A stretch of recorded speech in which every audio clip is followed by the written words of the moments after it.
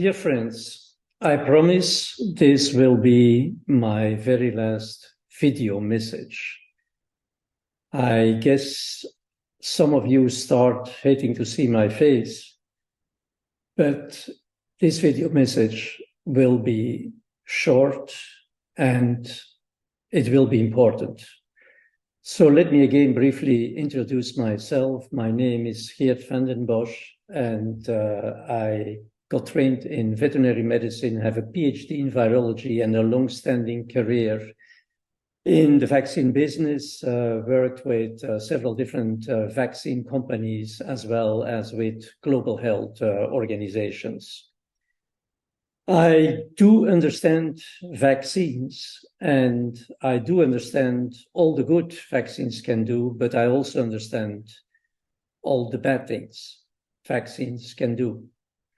And we had an example of the latter over the last few years. And as you may remember, I very early on started opposing the idea of doing mass vaccination during a pandemic of an acute viral infection. This is, in my opinion, a very bad thing, a very bad indication for using vaccines. Another bad indication would be to use vaccines during the incubation phase of a disease. And as you know, I have been warning recently more specifically about the fact that highly vaccinated populations are right now incubating Omicron-derived variants that will be able to overcome the virulence-inhibiting immune mechanism that is currently still protecting COVID-19 vaccinees from severe disease. The question really is who will be at risk and who will not. So I've been revisiting the immunology involved in this complex and complicated pandemic, a pandemic of immune escape variants. And I've come to the following conclusion. Please take a sheet of paper and take note. So people who will not be at risk, or at least not at risk of severe disease. I'm not saying that they could not still contract mild, moderate disease, but certainly not severe disease, or all people who have not been vaccinated. And I've explained this before why this is. Or people who maybe received a placebo. I'm still having a hard time to believe that this could have been the case, but nevertheless. So all those who were not vaccinated. Secondarily, also all those who only got one single shot of a COVID-19 vaccine, regardless of the type of vaccine. And third, also all those who have experienced SARS-CoV-2 infection prior to vaccination, regardless of the type of infection, whether symptomatic or asymptomatic, regardless of the type of vaccine, mRNA vaccine or non-mRNA vaccine, and also regardless of the number of doses of the vaccine.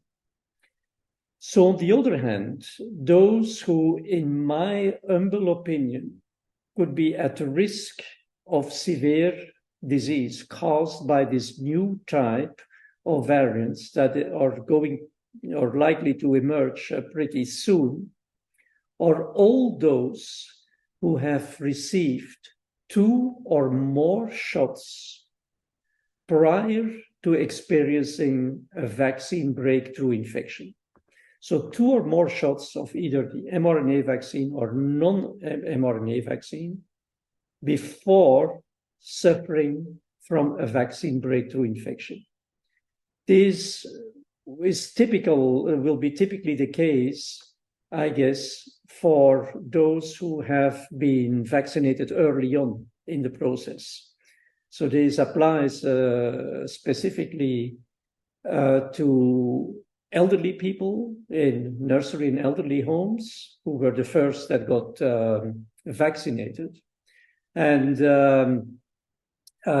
this risk has essentially to do with the immune phenomenon that I have been describing in detail in my new book, The Inescapable Immune Escape Pandemic. And that phenomenon is called steric immune refocusing. I'm describing in detail this phenomenon that is linked to vaccine breakthrough infections. So I strongly recommend people who fall in this category to make sure they have access to antivirals.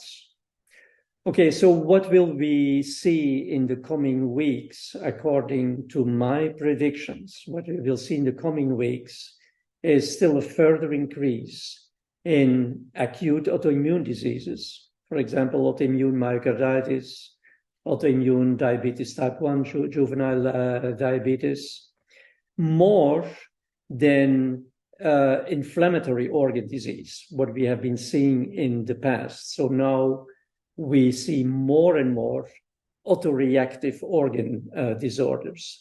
We also see more and more, and that trend will still increase, in my opinion, turbo cancers. So acute cases, accelerated cancer with metastasis, etc. So these excess deaths due to autoreactive immune disorders and cancers will then be followed by a substantial wave of hyperacute COVID-19 disease in highly vaccinated populations. So I expect this to occur late summer, early autumn. So I wanted to share this with you because I think it has important information.